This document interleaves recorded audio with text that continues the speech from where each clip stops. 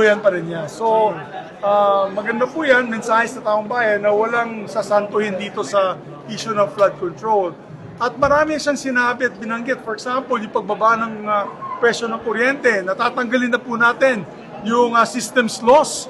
Naku, lahat po tayo dito, lahat po tayo makikinabang yan. Lahat ng bill ninyo, ng Meralco, lahat ng bill ninyo sa probinsya, babawasan ng presyo at bababa ang presyo ng kuryente ninyo.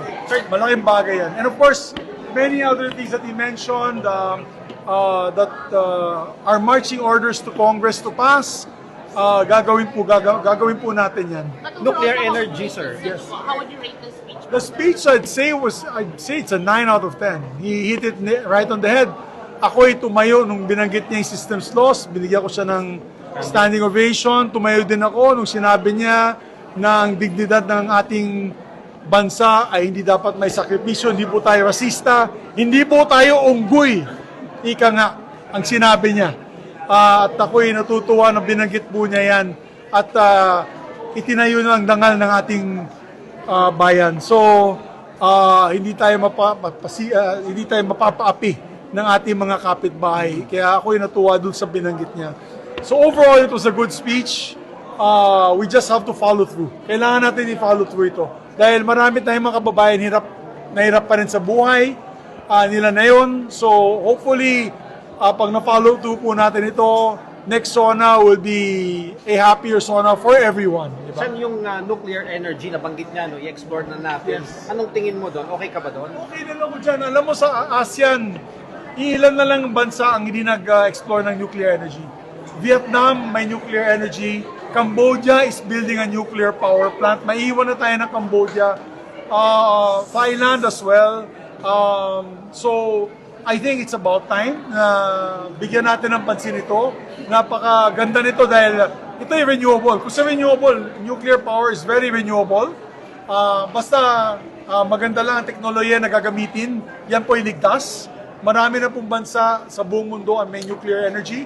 Bilang chairman ng Committee on Foreign Relations, ako po ay nakatalakda na magkaroon ng mga hearings tungkol sa mga treaties on nuclear proliferation, nuclear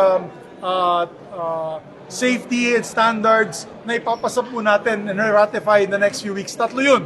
Tatlong pending sa committee ko on nuclear treaties. So once we approve that, we'll have the framework in place to be able to promote nuclear energy.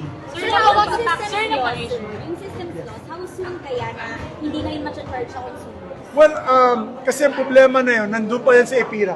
So, marching orders yan ng Pangulo sa Kongreso at sa Senado na amendahan ang EPIRA law para matanggal na ang systems loss.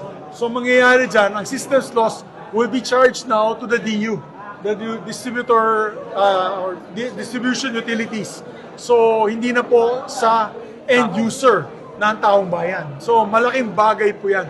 Agad-agad, pag tinignan nyo po ang inyong electric bill, makikita nyo, ang laki ng charge po ng systems loss. Pag tinanggal yan, malaking diskwento po yan sa ating mga kababayan. So, ilang months yun naabutin, sir? No, we'll do it. We'll try to do it before Christmas. So, as Majority Floor Leader, I guarantee you, we will get the best and brightest on top of it. Yung chairman namin ng Committee on Energy, ang magsusponsor po niyan at ipapasa namin sa lalong madaling panahon.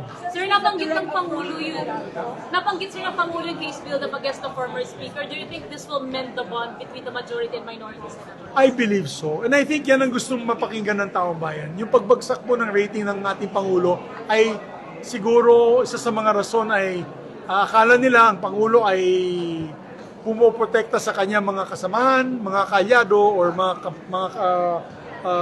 kapamilya. So, nung binanggit po niya yan, alam mo, malaking impact yan sa taong bayan. Maraming gustong mapakinggan yan, lalo na sa Mindanao, na kung saan ako galing. Gusto nila makita na patas ang laban sa korupsyon. Hindi lamang oposisyon, kundi pati kasama sa administrasyon. Basta nagkasala po kayo, wala po tayong magagawa, babagsak at babagsak yung hustisya sa ulo ninyo. Wala po tayong. Thank you. Thank you.